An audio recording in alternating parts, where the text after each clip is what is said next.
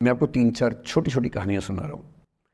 ये सारी कहानियाँ सच्ची हैं, 1-1% सच्ची हैं, पर मैं किसी का नाम नहीं लूँगा। जिनकी कहानी है उनका नाम नहीं लूँगा, उनकी प्राइवेसी का मामला है। पर हाँ, सच्ची कहानियाँ हैं। अच्छी बात है कि इन कहानियों के किरदार हम लोग नहीं बने, ईश्वर करे हम कभी ना बने, लेकिन कहानियाँ सच्ची हैं। जब मैं दिल्ली आया था 1990 में, मैं हरियाणा के एक शहर से, भिवानी से दिल्ली आया था पढ़ने के लिए। मेरे ड्रीम कॉलेज में हंसराज भी एक था, पर मेरा संयुक्त से मेरा एडमिशन जाकिर हुसैन में हुआ। मेरे अंक ठीक थे, यहाँ हो सकता था, पर मैं तो नई दिल्ली स्टेशन पे उतरा, बाहर निकला, पता लगा वहीं एक कॉलेज है, वहीं एडमिशन ले लिया मैंने। तो लोगों ने कहा कि यार कैंपस बड़ा अच्छा होता है। मैंने कहा क्या फ़र्क पड़ता है, कॉलेज कॉलेज होता है, छंडो, यही छंडो में सिखाने आया हूँ आप लोगों को। ठीक है, स्टेशन से निकले वहीं कॉलेज है, मैंने घर जाना होगा तो आराम से कॉलेज से निकल जाएंगे, क्या रखा है कैंपस में। पर मेरा एक दोस्त जो मेरे साथ ही आया था उसी शहर से, उसने एडमिशन हंसराज कॉलेज में लिया। मैं और वो स्कूल के डिबेटर्स थे, डिबेटिंग में हम लोग स्कूल टाइम से काफ़ी एक्टिव थे। डीयू में आए तो यहाँ भी एक्टिव रहे। डीयू में मैंने करीब 5 साल डिबेटिंग की और मेरा ख्याल है कि लगभग 300-400 डिबेट्स मैंने जीती होंगी डीयू में, कुछ हरी भी होंगी, लेकिन मैंने खूब डिबेट, वो मेरा दरअसल दाना पानी था, रोजी रोटी मेरी वही थी कॉलेज के दिनों में। घर से पैसे मैं लेता नहीं था, मिलते भी नहीं थे, देना क्या था, ऐसी स्थिति भी नहीं थी उस समय मेरे घर में कि मिल सके। तो डिबेटिंग मेरा रोजगार था, एम्प्लॉयमेंट था मेरा, उससे काम चल जाता था आराम से। उसका भी चल जाता था, वो हंसराज से था, मैं जाकिर हुसैन से था। हम खूब डिबेट्स में मिलते थे। अक्सर ट्रॉफी या तो हम जीते थे या वो जीतता था, कोई भी जीते रूम पे ही आती थी, क्योंकि हम रूममेट्स थे, एक साथ ही रहते थे। वो मुझसे योग्यताओं के मामले में 21 था, बल्कि अगर वो 21 था तो मैं 15 ही रहा हूँगा या 12 रहा हूँगा, 22 या 21 तो नहीं रहा हूँगा, मुझसे बेहतर था योग्यताओं में, बड़ा अच्छा व्यक्ति था। ग्रेजुएशन के बाद मैंने एमए हिंदी साहित्य में एडमिशन लिया, जबकि बीए ऑनर्स हिस्ट्री में किया था मैंने। उसने तय किया कि वो कुछ और करेगा, प्रोफेशनल कोर्स करेगा, नौकरी करेगा, तो वो चला गया दिल्ली से। मैं दिल्ली में रहा। फिर मैं एमए के बाद तैयारी करने लगा यूपीएससी की। तब तक मैं यूजीसी जेआरएफ कर चुका था। पहला अटेम्प्ट दिया, प्रीलिम्स हो गया। मेंस मेरा 96 के मेंस की बात कर रहा हूँ, मेंस शुरू होने वाला था, 2 दिन रह गए थे। करीब 10 दिन पहले वो मेरे पास आया हुआ था दिल्ली में, मिलजुल के अच्छे से बात करके गया था। उन दिनों उसका एक प्रेम संबंध कहीं हमारी ही एक मित्र के साथ चल रहा था। हम सब दोस्त थे, तो उनमें से 2 लोगों का आपस में का अफेयर था।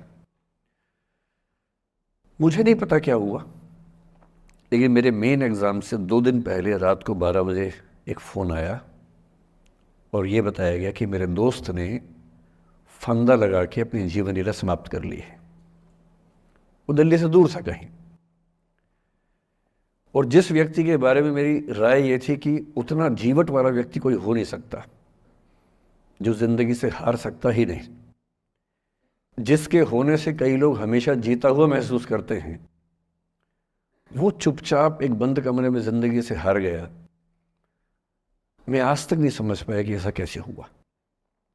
बाद में टटोला, उसके पेरेंट्स से बात हुई, भाई से बात हुई, उन्होंने उसकी याद में एक सोशल वर्क शुरू किया ताकि किसी और बच्चे को ऐसा न करना पड़े। तो जो हल्का हल्का अनुमान हुआ वो ये कि शायद कुछ ऐसा था रिलेशनशिप में जो नहीं संभल पाया था, और रिश्ता टूट ना जाए इसका दबाव बहुत ज़्यादा था, और वो दबाव झेल नहीं पाया। इस उम्र में ऐसा फेज़ आता है, कई बार आता है। ये एक कहानी है, हंसराज कॉलेज से ही जुड़ी है, इसलिए मैंने सोचा कि वहीं से बात शुरू करूँ। नाम जैसा कि मैंने कहा मैं नहीं बताऊंगा, तो नाम बताने का मतलब भी नहीं। और वो जिसकी मैं कहानी सुना रहा हूँ, आप लोगों के जन्म से पहले की बात है। आप तो सब 21वीं सदी वाले बच्चे होंगे ना, जेन ज़ी होंगे आप सब लोग, तो ये तो बहुत पुरानी बात है। एक दूसरी कहानी सुनाता हूँ। मैं आपको 2-3 कहानियाँ सुनाऊंगा, फिर उन सबका सार निकाल लेंगे एक साथ हम लोग। दूसरी कहानी ये है कि जब मेरा सिलेक्शन हो गया 97 में, 96 अटैम्प्ट में पहली बार में मेरा सिलेक्शन हो गया था, मैं एक्सटेंशन लेके तैयारी कर रहा था, और डीयू में मैं पढ़ा भी रहा था उस समय।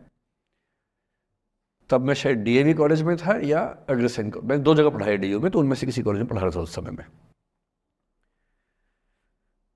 तो उस समय एक लाइब्रेरी है कैंपस में ही, सेंट्रल रेफरेंस लाइब्रेरी, आप जानते होंगे, CRL बोलते हैं, जो विवेकानंद जी की स्टैच्यू है उसके सामने ही वो लाइब्रेरी है। उस लाइब्रेरी में नीचे सब बैठ के पढ़ते हैं और टॉप फ्लोर पे रिसर्च फ्लोर है जहाँ MPhil PhD वाले बच्चे पढ़ते हैं। मैं उस समय शायद PhD कर रहा था या MPhil खत्म हुई थी, वहीं बैठता था, पढ़ता था रोज़। कई दोस्त पढ़ते थे हम लोग वहाँ। हम सुबह 8 बजे लाइब्रेरी खुलते ही वहाँ घुसते थे, रात को 1 बजे निकलते थे लाइब्रेरी बंद होने के समय। तो वहाँ एक छत थी, छत पे छोटी सी कैंटीन थी जहाँ हम लोग जब जब बोर होते थे दिन में 3-4 बार जाके चाय पीते थे। चाय पी ली, बिस्किट खा लिया, थोड़ी गप्पे मार ली, वो सब वहाँ करते थे। तो वहाँ मेरे बहुत सारे दोस्त थे, उनमें से कई लोग अब बहुत सीनियर सिविल सर्वेंट्स हैं, कुछ लोग प्रोफेसर्स हैं DU में। 2 बच्चे थे मुझसे जूनियर, 3-4 साल जूनियर थे, बड़े प्यारे बच्चे थे। मुझे उस समय तक पढ़ाई लिखाई का शौक अच्छा खासा हो गया था, तो वो रोज़ मेरे साथ बैठते थे केवल बात करने के लिए, किसी मुद्दे पर बहस करनी है तो बहस होती थी, समझते थे। फिर मुझे पता लगा कि वो दोनों रिलेशनशिप में हैं, रिश्ते में हैं, दोनों ने शादी भी कर ली। उनकी योजना DU में पढ़ाने की थी या सिविल सर्विस की भी थी शायद, पता नहीं। मेरा इंटरेक्शन बहुत ज़्यादा उसके बाद रहा नहीं उनसे, क्योंकि मैं सर्विस में चला गया था। इतने जिज्ञासु बच्चे थे दोनों, इतने जिज्ञासु कि उनसे मिलकर तबीयत खुश हो जाती थी, कि हर चीज़ जानने का मन करता था उनका, हर विषय पढ़ने का मन करता था। एकदम जीवन से भरे हुए बच्चे, आंखों में चमक ऐसे। फिर दोनों की शादी हुई तो मैं शादी में जा नहीं पाया, क्योंकि मेरा रिश्ता सिर्फ लाइब्रेरी में 1 घंटा गप मारने वाला था, उससे ज़्यादा था नहीं रिश्ता उनके साथ। फिर सुनता रहता था कि मैं सब बढ़िया चल रहा है, पढ़ाई कर रहे हैं, तैयारी कर रहे हैं। इंटरकास्ट मैरिज की उन लोगों ने, खूब हंगामा हुआ, दोनों घर में तलवारें खिंच गई, किसी तरह से तलवारें संभाली गई, मैनेज हुआ, दोनों साथ रहने लगे। और फिर 3-4 साल के बाद एक दिन मैंने खबर सुनी कि उस बच्ची ने फंदा लगा के जीवन लीला समाप्त कर ली। ये बात भी दिल्ली विश्वविद्यालय की, ये उस दौर के सब लोग इस कहानी को जानते हैं। मेरे ख्याल से ये दोनों कहानी आपकी प्रिंसिपल मैडम जानती होंगी, नहीं ध्यान कर पाएंगे तो मैं उनको जैसे नाम बोलूँगा अकेले में वो तुरंत समझ जाएंगे मैं किसकी बात कर रहा हूँ। मैं आज तक नहीं समझ पाया कि ऐसा क्या हुआ होगा। तो बाद में अनुमान जो हुआ वो ये, इंटरकास्ट मैरिज, परिवार का दबाव, समाज का दबाव, आपस के दबाव, टॉक्सिक रिलेशनशिप, अंत में उस दबाव को न झेल पाना और जीवन समाप्त कर देना, ये हुआ। ये 2 घटनाएं हैं। एक तीसरी घटना ये है कि दिल्ली में आज से 25 साल पहले घटना घटी। आप लोग तब बस पैदा हुए होंगे, घुटनों में चल रहे होंगे, या उससे 5-7 साल पहले की बात रही होगी। ये घटना दिल्ली के सब सीनियर लोग जानते हैं, जिनकी उम्र 35-40 साल है वो सब जानते हैं इस घटना को। मोबाइल फ़ोन में वीडियो नया नया आया था उस समय, अब तो आपके हर फ़ोन में वीडियो है, अब तो सामने भी है, ताकि आप वैसा वाला मुंह बना के सेल्फी खिंचवा सके। पाउट बोलते हैं ना, मैं उसको देसी भाषा में सूअर जैसा मुंह बोलता हूँ, और वैसा ही बनता भी है, क्यूट क्यूट सा सूअर जैसा मुंह बना के लोग सेल्फी खिंचवाते हैं, उसको बोलते हैं पाउट। तब तो कैमरा फ़ोन में पहली बार आया था, तब लोग अभ्यस्त नहीं थे। अब जैसे आप लोग कितने अभ्यस्त होंगे, हम भी होने लग गए अब तो। अब हम किसी से बात करते हैं तो हम ये एज्यूम करके चलते हैं कि उसने फ़ोन में कुछ ना कुछ ऑन कर रखा होगा, या तो आवाज़ रिकॉर्ड करेगा या वीडियो बनाएगा। तुम कितने केयरफुल होकर बोलते हैं, कितने कॉन्शियस रहते हैं। और सर्विलांस सोसाइटी की सबसे बुरी बात यह है कि हम हमेशा चौकन्ने रहते हैं, हम सहज हो ही नहीं पाते। सहज रूप से 2 लोग बात कर लें, हो ही नहीं पाता। तो मैं तो अपने ऑफिस में कई बार ऐसा करता हूँ, जब हम 3-4 लोग बैठते हैं इनफॉर्मल बातचीत के लिए, हम सब अपना अपना फ़ोन कमरे के बाहर छोड़ के आ जाते हैं, फिर 2 घंटे बात करते हैं, इस भय से मुक्त होके कि कहीं कोई रिकॉर्ड तो नहीं कर रहा। ये हालत है आज की। उस ज़माने में तो फ़ोन थे। मोबाइल फ़ोन आया था भारत में लगभग 1995 के आसपास पहली बार। बड़ा महंगा था, 16 रुपये प्रति मिनट इनकमिंग, 16 रुपये प्रति मिनट आउटगोइंग, ये रेट से उस समय। और फ़ोन वो थे जिनसे आप कील भी ठोक सकते हैं, वैसे वाले फ़ोन थे, बटन वाले फ़ोन थे। नोकिया एक कंपनी थी, उसके फ़ोन हुआ करते थे। उसके 4-5 साल के बाद क्या हुआ, पहली बार किसी कंपनी ने फ़ोन में कैमरा लगा दिया। ये बात उस समय के लोग नहीं समझते थे। जब भी नई तकनीक आती है उसको समझने में टाइम लगता है। जो पहले समझते हैं फ़ायदा उठा लेते हैं, जो थोड़ा लेट समझते हैं वो उसका नुकसान उठाते हैं। उस समय दिल्ली के एक प्रसिद्ध स्कूल में 11वीं-12वीं क्लास के 2 बच्चों में आपस में कोई रिलेशनशिप रही होगी। वो दोनों किसी ऐसी सिचुएशन में थे जो सिचुएशन बहुत ही प्राइवेट किस्म की थी, बहुत निजी किस्म की थी, जिसको पब्लिक नहीं कर सकते। कुछ फिजिकल रिलेशनशिप जैसा मामला था।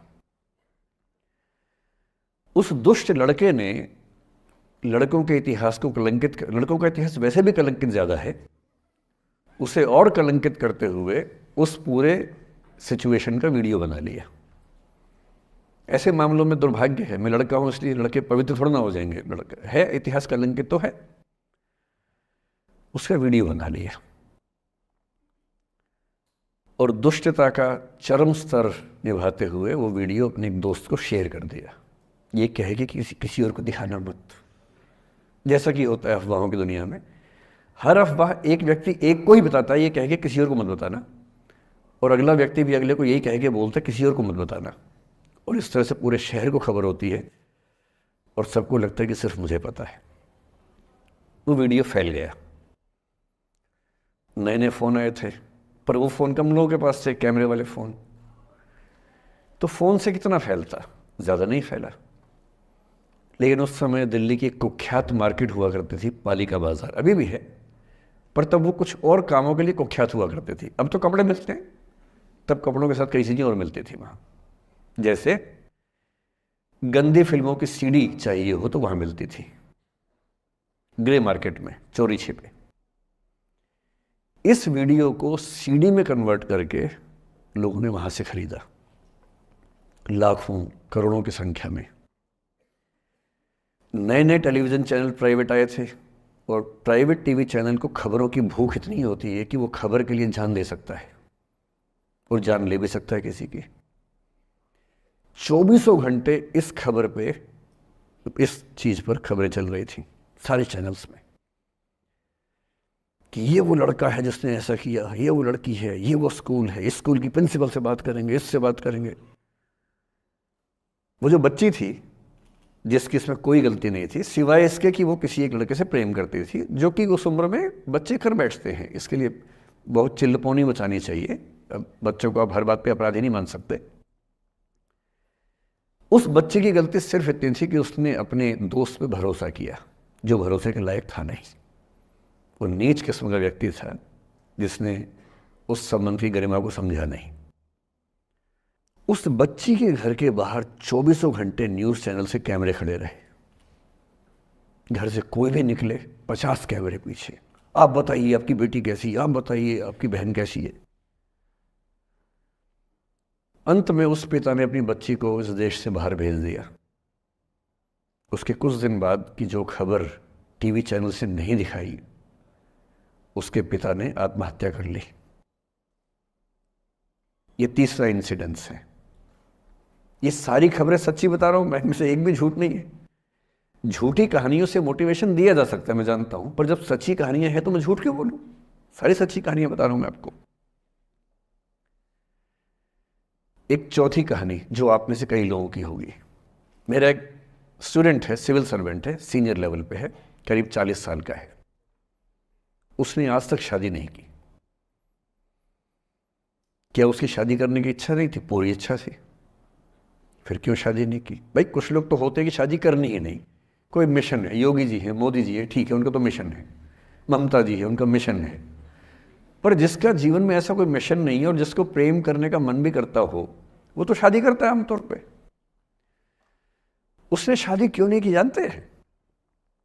जब वो 25-26 की उम्र में था, जब वो मेरा विद्यार्थी भी था, एक दिन मेरे पास आके बोला कि सर एक बात करना चाहता हूँ। मुझसे मेरे स्टूडेंट्स ऐसी बातें खूब करते हैं पर्सनली आके, अब तो मैं टाइम कम दे पाता हूँ, पहले तो ये सब होता रहता था क्लास के अलावा। एकदम रोता हुआ आया, आंखों में आंसू भरे हुए बहुत सारे। अरे क्या हो गया भाई? तो फिर उसने किसी का नाम बताया कि सर वो है मेरी स्टूडेंट थी, कि सर उसके साथ रिलेशनशिप थी, उसने धोखा दिया है मुझे। अच्छा, धोखा देने वाली कहानियाँ मुझे बहुत अपील नहीं करती। मेरा मानना है कि दोनों पक्षों की गलतियाँ होती हैं। आपकी अगर अपने पर्सपेक्टिव से सोच सोच के धोखा करते रहते हैं, ऐसा थोड़ा ना होता है भाई। कुछ तो मजबूरियाँ रही होंगी, कोई यूं ही बेवफा नहीं होता, कुछ तो वजह होगी ना। आप थोड़ा उसकी वजह, उसका भी तो, उसकी कहानी भी तो सुनिए। और मैं जब जब दोनों कहानियाँ सुनता हूँ मुझे लगता है कि मामला ग्रे है। आप किसी एक पे उंगली उठा ही नहीं सकते कि इसने ऐसा किया। दोनों की गलतियाँ होती हैं, ऐसा थोड़ा ना कि एक की होती है। बहरहाल इन भाई साहब को ऐसा लगा कि धोखा हो गया उनके साथ। तो मैंने कहा चलो कोई बात नहीं यार, हो गया तो हो गया, तू नहीं कोई और सही, ऐसा क्या है। इतनी बड़ी दुनिया है, 8 अरब की आबादी अब है, उस समय भी 6-7 अरब तो थी। मैंने कहा 3.5 अरब 350 करोड़ में कोई तो होगी तुम्हारे लिए, ऐसा क्या है, कोई और देखेंगे। पर वो थोड़ा ज़्यादा सेंटिमेंटल था उस समय। धीरे धीरे पता नहीं उसके मन में क्या बैठ गया, उसके मन में ये बैठा कि दुनिया की सारी लड़कियां धोखेबाज होती हैं। ऐसे मूर्खों की कमी नहीं है दुनिया में, ऐसे बहुत मूर्ख हैं। दर्शन की दुनिया में इसे अवैध सामान्यीकरण कहते हैं, इलिसिट जनरलाइजेशन। इसका मतलब बहुत छोटे सैंपल के बेस पे ये समझ लेना कि ये थियरी पूरे ब्रह्मांड पर लागू होती है। एक लड़की ने धोखा दिया, मान लीजिए धोखा दिया, धोखा इसने दिया कि उसने दिया कि किसी ने दिया, जो भी कहानी हो, एक सैंपल से ये मान लेना कि सब ऐसे होते हैं। और उसके बाद से उसने कम से कम 10 बार कोशिश की, 10 लोगों से मिला, बातचीत की शादी के लिए। डेटिंग तो क्या करेगा 40 की उम्र में, लेकिन हाँ बातचीत करके देखा कि शायद रुचियाँ मिल जाएं, स्वभाव मिल जाए तो शादी के बारे में सोचें। हर बार 3-4-5 मीटिंग के बाद वापस हट जाता है। अब तो मैंने पूछना बंद कर दिया है। जब तक मैं पूछता था, बोलता था कि सर 3-4 मीटिंग के बाद लगता है कि ये भी वैसी ही है। मैंने कहा भूल जाओ भाई, उससे भूल जाओ, बात खत्म हो गई। उसके बच्चे घूम रहे हैं आजकल स्कूल में, अब तुम कम से कम शादी तो कर लो। वो भाई साहब आज तक अकेले हैं, और अब तो बाज़ार में मूल्य भी कम हो गया उनका, अब विकल्प भी ज़्यादा नहीं मिलते हैं। अब जो विकल्प मिल रहे हैं वहाँ उसकी रुचि और कम हो गई है। तो पूरी संभावना है कि वो जीवन अकेले ही गुजरेगा अब उसका। एक अंतिम एग्जाम्पल देके फिर मैं निष्कर्ष की तरफ बढ़ूंगा। मैं एक आईएएस ऑफिसर को जानता हूँ, 2 आईपीएस को जानता हूँ, बहुत योग्य लोग, देश के सबसे अच्छे संस्थाओं से पढ़े हुए लोग, प्रॉपर आईएएस प्रॉपर आईपीएस में नौकरी करने वाले लोग, और इन तीनों ने अपना जीवन समाप्त कर लिया नौकरी में रहते हुए। क्यों? क्योंकि नौकरी और घरेलू जो दुविधाएं थी उनको झेल नहीं पा रहे थे, ना झेल पा रहे थे, ना भूल पा रहे थे। लेट गो नहीं कर पाए तो गिव अप कर दिया। और इसलिए मुझे अक्सर लगता है कि जितनी चीज़ें हम सिखाते हैं बच्चों को, हिस्ट्री, इकोनॉमिक्स, लिटरेचर, वो सब ठीक है, उनका भी महत्व है। शायद उससे ज़्यादा महत्व इस चीज़ का है कि ये समझें कि अपने इमोशंस को कैसे मैनेज करना है। जब जीवन में ऐसा लगे कि सब खत्म हो गया है, जब जीवन में लगे कि बहुत टॉक्सिक किस्म की लाइफ हो गई है, उससे बाहर कैसे निकलें, शायद ये सबसे महत्वपूर्ण लेसन होता है जो हम सबको सीखना चाहिए। मैंने कहीं से सीखा नहीं है, ना मैंने ऐसी किताबें पढ़ी हैं। हालांकि मैंने 2 किताबें मंगवाई हैं पिछले हफ्ते, पढ़ी नहीं है अभी तक, तो मैं किताबों के बेस पे नहीं जानता कैसे सीखते हैं, लेकिन ज़िंदगी से तुम सीख सकते हैं। इन कहानियों का सबका एक ही सार है, वजह अलग अलग है। एक व्यक्ति ने इसलिए अपना जीवन समाप्त किया कि वो रिश्ता उसके हाथ से छूट रहा था। एक ने इसलिए जीवन समाप्त किया कि रिश्ता बन गया था पर समाज के दबाव, घर के दबाव मैनेज नहीं कर पाए। एक ने ज़िंदगी भर शादी नहीं की सिर्फ इसलिए कि वो पुरानी यादों को भूल नहीं पाया। अरे एक बार गलती हो गई तो हो गई, आगे तो संभावना जीवन में है भाई, क्यों इतना हावी रखना उसी दिमाग के ऊपर। कुछ लोग देश की सबसे अच्छी नौकरी में होकर हर पैमाने पर सफलता की हर कसौटी पे खरा उतरने के बाद जीवन नहीं बचा पाए, क्योंकि दूसरों की नज़र में आप बहुत सफल हो जाए, अपनी नज़र में शून्य हो, तो फिर जीवन कैसे बने, जीवन कैसे बचे। इन सारी कहानियों का मूल भाव एक ही है, अगर आप खुद को हैंडल नहीं कर सकते तो दुनिया को क्या हैंडल करेंगे। दुनिया को हैंडल करने से पहले खुद को हैंडल करना सीखना पड़ता है।